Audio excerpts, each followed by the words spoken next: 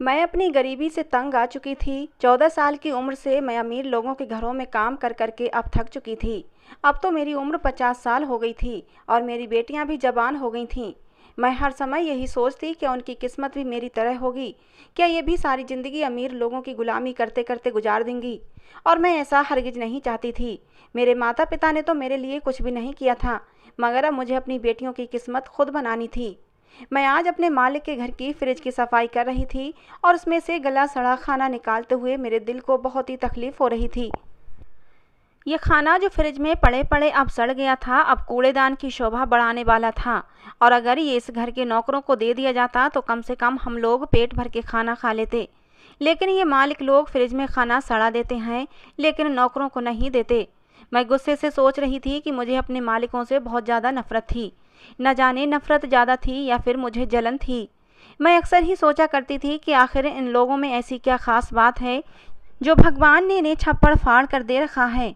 मैं अपनी मालकिन को जब जब देखती तो वो हम पर हुक्म चला रही होती। कभी कभी मैं अपने ख्याल में उसे नौकरानी बना लिया करती थी और उस घर के सारे काम करवाया करती थी।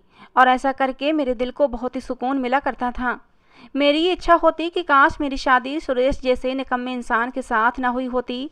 काश मेरी शादी बंगले के मालिक से हो जाती, तो आज मैं और मेरी बेटियां भी इस घर की मालकिन होतीं।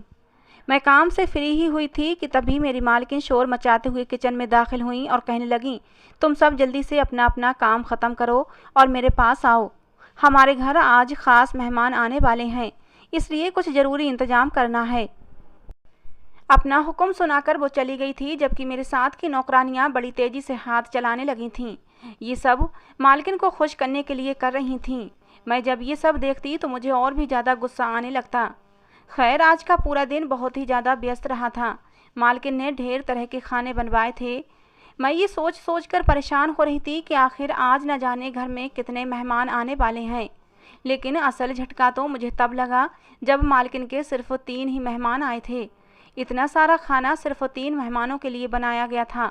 अगर ये खाना हम जैसे लोगों के घरों में बनता तो गरीब की बेटी की बारात निबट जाती। बाद में मालकिन ने हमें ये बात बताई कि मेरी बेटी निशा के लिए बहुत ही ऊंचे ख़ानदान से रिश्ता आया है और ये सब इंतजाम उसी के लिए किए गए थे। मुझे निशा की किस्मत पर जलन होने लगी थी। क्या किस्मत पाई थी इन लोगों ने। क्या था, निशा अच्छे घर में पैदा हुई थी और फिर अच्छे ही घर में ब्याह कर जा रही थी। मालकिन की बेटी निशा इतनी खूबसूरत भी नहीं थी, बस ये था कि उसमें नखरा बहुत ज़्यादा था और मालिक की जान थी अपनी बेटी में। दोनों पति पत्नी उस पर पूरी दुनिया निछावर कर देने को तैयार रहते थे। बस इसी वजह से वो खुद को कोई परी समझने लगी थी। घर जाकर भी मैं सारा दिन खुद को कोसती रही थी। मैं अपनी बेटियों को देखती तो वो निशा से कहीं ज़्यादा खूबसूरत थीं। मेरे दिल में ख्याल आया कि काश निशा की जगह मेरी आराध्या की शादी वहाँ हो जाए तो हम सब की किस्मत ही बदल जाएगी। आराध्या मेरी सबसे कम उम्र बेटी थी और इतनी सुंदर थी कि उस पर कांच की गुड़िया का गुमान होता था। मेरी 3 बेटियां थीं और आराध्या सबसे छोटी थी। मैंने दिल ही दिल में एक इरादा बना लिया और भगवान से प्रार्थना करने लगी कि मैं अपने इस इरादे में कामयाब हो जाऊं। सुबह जब मैं काम पर गई तो पता चला कि परसों निशा की शादी है, मगर हैरत ये थी कि वो इस शादी से खुश नहीं थी। हाँ भाई, जिस लड़की को अपने माता पिता के घर में ही सब कुछ मिल जाए, फिर उसने शादी करके ससुराल जाकर करना ही क्या है। खैर, मैं निशा के कमरे में गई। मैं बोली, मैडम जी, मेरी छोटी बेटी की बड़ी इच्छा है कि वो आपकी शादी में आए। आप तो जानती हैं हम गरीब लोग हैं, हमारा खाना पीना बहुत ही मुश्किल से होता है, फिर हम कपड़े वगैरह का सोच भी नहीं सकते। हो सके तो आप अपना कोई पुराना सूट निकाल कर मेरी बेटी को दे दें। निशा हमेशा ही मेरी बेटियों के लिए कपड़े दे दिया करती थी। आज भी वो उठी और अपनी अलमारी से बहुत सारे सूट निकाल कर मुझे दे दिए। बोली कि तुम्हारी बेटी को ये ड्रेस बहुत ही पसंद आएगी, उससे कहना कि इन्हीं में से कोई एक ड्रेस पहनकर मेरी शादी में आ जाए। मैं निशा को आशीर्वाद देती हुई उठ खड़ी हुई। मैं ये भी जानती थी कि अमीर लोगों को किसी तरह के आशीर्वाद की ज़रूरत नहीं होती, मगर फिर भी उन्हें आशीर्वाद का बड़ा लालच होता है। वो चाहते हैं कि हर कोई झोलियाँ उठा उठा कर उनको बस दुआएं ही देता रहे। खैर, मैं कपड़े लेकर घर आ गई। मेरी बेटियाँ बहुत खुश थीं। मैंने वो सारे कपड़े एक एक करके तीनों बेटियों में बांट दिए। फिर मैंने आराध्या को कमरे में बुला लिया। मैं बोली, आराध्या, तुम जानती हो ना, तुम अपनी तीनों बहनों में सबसे सुंदर हो। वो मुस्कुराकर बोली कि जी मम्मी, मैं जानती हूँ, सब कहते हैं जब तुम अपनी नीली आंखें मटकाकर देखती हो तो और भी ज़्यादा सुंदर लगती हो। मैं उसकी बात पर हंस पड़ी थी। मैं बोली, आराध्या, परसों मैं तुम्हें अपने मालिक के घर लेकर जाऊंगी। तुमने छोटे छोटे कपड़े पहनने हैं जैसे ऊंचे ऊंचे घरों की लड़कियां पहनती हैं, और ख़ुद को किसी हीरोइन की तरह तैयार करना है। वहाँ पर सब बहुत ही अमीर अमीर लोग आएंगे। तुमने किसी लड़के को अपनी तरफ आकर्षित करना है ताकि तुम्हारी शादी भी अमीर लोगों में हो जाए और फिर हमारे दिन फिर जाएंगे। मेरी बात पर वो ज़ोर से हंस पड़ी थी और बोली, मम्मी, ये तो मेरे बाएं हाथ का खेल है। आप नहीं जानती मैं क्या चीज़ हूँ। मैंने उसे आशीर्वाद दिया। वो मुस्कुराती हुई कमरे से बाहर निकल आई थी।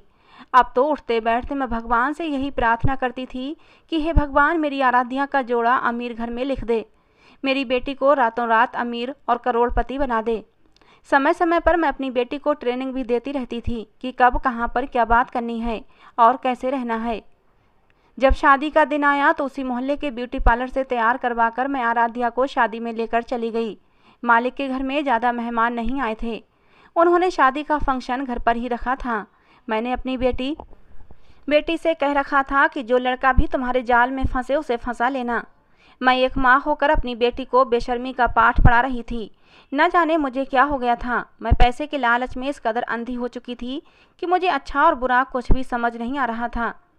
जब मालिक और मालकिन सामने आए तो मैं आराध्या से कहने लगी कि मालकिन के पैर छूकर आशीर्वाद ले लो, खुशी का मौका है, वो तुम्हें शगुन जरूर देंगी।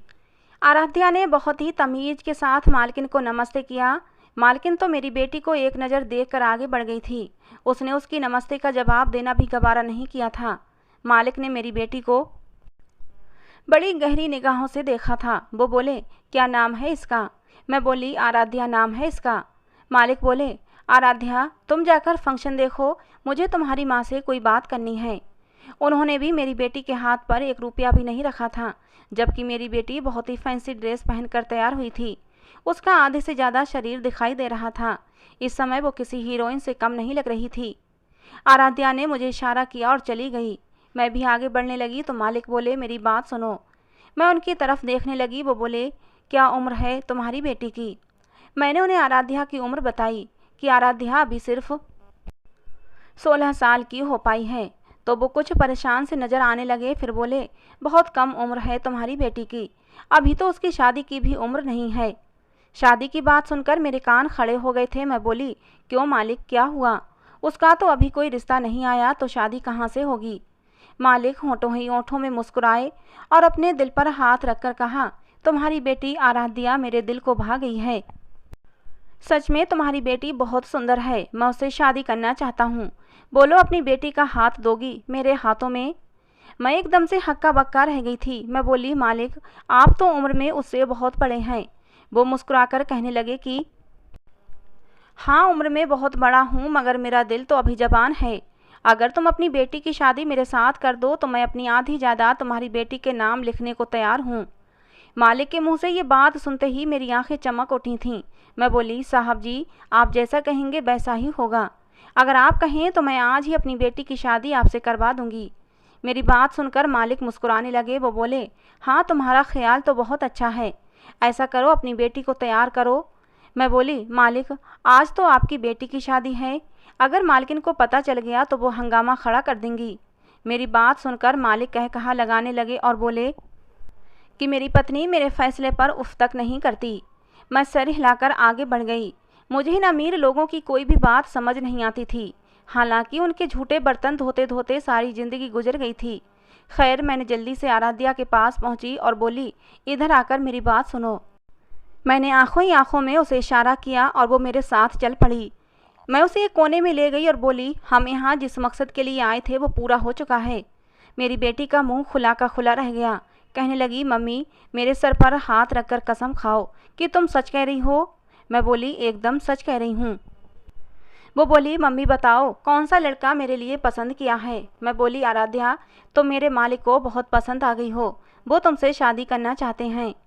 वो हैरान होकर बोली, मम्मी, आप चाहती हैं मैं उस बूढ़े से शादी कर लूँ? ये तो बहुत ही घाटे का सौदा है, मुझे ये बिल्कुल भी मंजूर नहीं है। मैं बोली, अरे पगली, मेरी बात समझने की कोशिश करो। अगर तुम्हारी शादी किसी लड़के से होती है तो सारी जायदाद तुम तक आते आते सालों लग जाने हैं। जाहिर सी बात है, औलाद के पास तो जायदाद तभी आती है जब उसके माता पिता का देहांत हो जाता है, जबकि यहाँ तो तुम सीधे सीधे हर चीज़ की मालकिन बन जाओगी। मालिक ने पहली ही नज़र में तुम्हें पसंद कर लिया है। उन्होंने कहा है कि वो शादी में आधी से ज़्यादा जायदाद तुम्हारे नाम कर देंगे। उनके होते हुए तुम ऐश करोगी, और जिस दिन वो भगवान को प्यारे हो जाएंगे तब तुम अपनी पसंद के किसी लड़के से शादी कर लेना। मेरी बात सुनकर मेरी बेटी हंसकर कहने लगी, मम्मी आपको पता है मैं आपकी सारी औलादों में सबसे ज़्यादा प्यारी क्यों हूँ? मैं बोली क्यों? वो कहने लगी, क्योंकि मैं पूरी की पूरी आप पर गई हूँ। आप में और मुझ में कोई अंतर नहीं है। हम दोनों की सोच बहुत मिलती है। आराध्या की बात पर मैं जोर से हंस पड़ी थी। मेरी बेटी शादी के लिए राजी हो गई थी। मैं बोली, आराध्या अमीर होकर हमें भूल मत जाना, हमारा हिस्सा भी हमारे लिए तैयार रखना। वो कहने लगी, मम्मी आप इस बात की बिल्कुल भी चिंता मत करें। शादी के दूसरे ही दिन मैं आपको और अपनी बहनों को इस बंगले में बुला लूँगी। अपने घर जाकर बस अपनी पैकिंग शुरू कर दें। हम दोनों माँ बेटी ने सलाह मशवरा कर लिया था। मैंने अपनी हाँ मालिक तक पहुँचा दी थी। उन्होंने झटपट ही पंडित जी की व्यवस्था कर ली। फेरों के समय मालिक ने मुझे मेहमानों के लिए जूस लेने के लिए भेज दिया। इस समय मैं ये काम करके अपनी बेइज्जती महसूस कर रही थी। अब तो मैं मालिक की पत्नी की माँ थी। वो मुझसे काम का क्यों कह रहे थे। खैर मैं जूस लेकर आई। तब तक शादी की सारी रस्में हो चुकी थीं। मालिक बोले, अब तुम अपने घर जाओ, तुम्हारी बेटी विदा होकर मेरे घर आ गई है, तुम्हारा काम अब ख़त्म हो गया है। मैं मुस्कुराकर बोली, आपका जो हुक्म। ये कहकर मैं वहाँ से घर आ गई थी, जबकि मेरे होंठों पर शातिराना मुस्कुराहट फैल चुकी थी। मालिक ने मुझे क्या समझ रखा है। बेटी की विदाई के बाद मेरा काम ख़त्म हो गया। मेरा काम तो अभी शुरू हुआ था। अभी तो मैं मालिक की पहली पत्नी को तलाक भी दिलवाऊंगी और इस बंगले पर खुद मालकिन बनकर हुक्म चलाऊंगी। खैर मैं वापस लौटी तो शाम हो चुकी थी। मेरा पति भी काम से वापस आ चुका था। वो मेरी तरफ देखकर बोला, आराध्या कहाँ है? अब मुझे अपनी खुशी के इजहार का मौका मिला था। मैं खुश होकर बोली कि मैं आराध्या को अपनी मालकिन बना आई हूँ। मेरी बात सुनकर मेरे पति के माथे पर बल पड़ चुके थे। बोला, क्या कहा तुमने? क्या कहा तुमने? मैं कुछ नहीं समझा। मैं हंसी थी और बोली, हाँ मैं जानती हूँ तुम एक नंबर के बुद्धू हो। अगर बुद्धू ना होते तो आज तुम कुछ करने के काबिल होते। खैर मैंने आराध्या की शादी अपने मालिक से करा दी है। मालिक ने वादा किया है कि वो अपनी आधी जायदाद आराध्या के नाम कर देंगे। और आराध्या ने तुम सबके लिए ये मैसेज भेजा है कि अपने अपने कपड़े पैक कर लो। वो जल्दी ही गाड़ी भिजवा कर हमें उस कोठी में बुलवा लेगी। मेरा पति गुस्से से चीखने लगा और बोला कि तुम्हारा दिमाग तो ठीक है जाहिल औरत, तुमने पैसे के लालच में मेरी फूल सी बच्ची की शादी एक बूढ़े आदमी से कर दी। मैंने गुस्से से सर झटका और कहा, बोलते रहो तुम, मुझे तुम्हारी कोई भी परवाह नहीं है। मैं वहाँ से उठी और अपनी बेटियों के पास आ गई। मैं बोली कि तुम सबके दिन भी फिरने वाले हैं। आराध्या तुम सबका रिश्ता भी अमीर लोगों में करवा देगी। मेरी तीनों बेटियां मुझ पर गई थीं, सबकी सब चालाक थीं। मेरी बात सुनकर वो खुश हो गईं। थोड़ी देर बाद आकर मैं अपने बिस्तर पर लेट गई और सोचने लगी कि मैंने कहीं घाटे का सौदा तो नहीं कर दिया। मुझे चाहिए था कि मालिक से कहती कि शादी के पहले मुझे 10 लाख रुपये अभी चाहिए। उनके पास इतना पैसा है, ये तो रकम उनके लिए मामूली सी थी। हे भगवान, मैंने फेरों से ठीक पहले पैसे क्यों नहीं मांगे। अब ये सोच सोच कर मैं बेचैन होने लगी थी। खैर मैंने सोचा कि चलो सुबह जाकर मालिक से पैसे मांगूंगी। सारी रात मुझे सुहाने सपने आते रहे, मगर मुझे क्या पता था कि अब मेरी किस्मत पलटने वाली थी। मेरी किस्मत में खुशियाँ नहीं बल्कि सिर्फ पछतावा आने वाला था। मेरी ज़िंदगी में एक ऐसा नासूर चिपकने वाला था जो पूरी ज़िंदगी मुझे दर्द देता। सुबह हुई तो मैं अपनी बेटियों से कहने लगी कि तुम अपनी तैयारी पूरी रखना, मैं किसी भी समय तुम लोगों को आकर अपने साथ ले जाऊंगी। मैंने रास्ते से उधार नाश्ता लिया और कोठी की तरफ बढ़ गई। आज मेरे नखरे और चाल ढाल देखकर सब लोग हैरान हो रहे थे।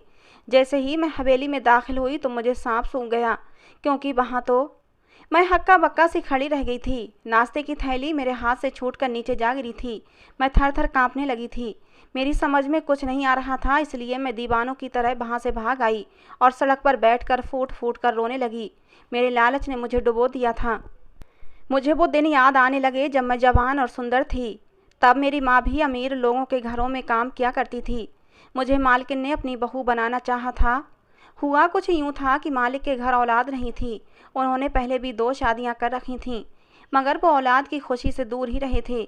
इसलिए उनकी माँ ने चाहा कि मेरी शादी उनसे कर दी जाए। मगर मेरी माँ ने अपनी मालकिन को इनकार कर दिया था। कहने लगी, पहले से शादीशुदा मर्द को अपनी बेटी नहीं दूंगी।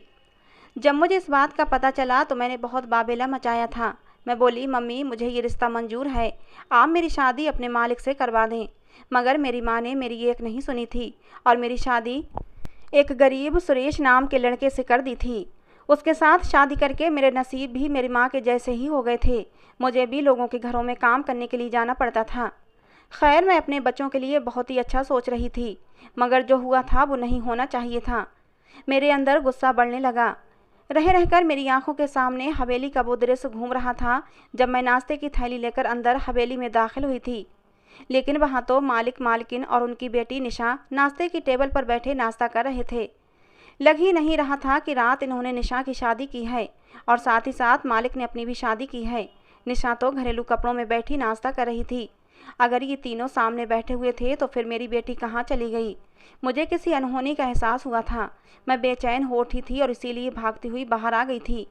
मैं एक बार फिर से हवेली चली गई। इस बार मुझे मालिक सामने ही मिल गए। मैंने गुस्से से उनका गिरबान पकड़ लिया। वो बोले, क्या बात है? तुम अपने होश में तो हो? तुम जानती हो क्या कर रही हो? मैं चीख कर बोली, अगर आपकी बेटी इस घर में मौजूद है तो फिर मेरी बेटी कहाँ चली गई है?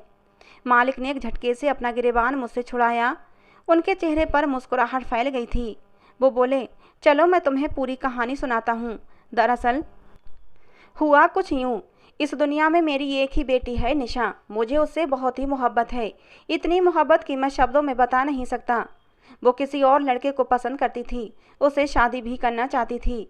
मैं भी शादी पर तैयार था, मगर फिर एक बहुत बड़ी समस्या हो गई। मैंने पिछले 10 सालों में जितना भी माल गैर कानूनी तरीके से जमा किया था वो कानून की नज़र में आ गया था। मैं चाहता था कानून अपनी आंखें बंद कर ले, इसलिए मुझे अपनी इकलौती बेटी की कुर्बानी देनी पड़ी थी। मैंने बहुत बड़े अफसर से अपनी बेटी की शादी तय करके उस अफसर का मुंह बंद करवा दिया था।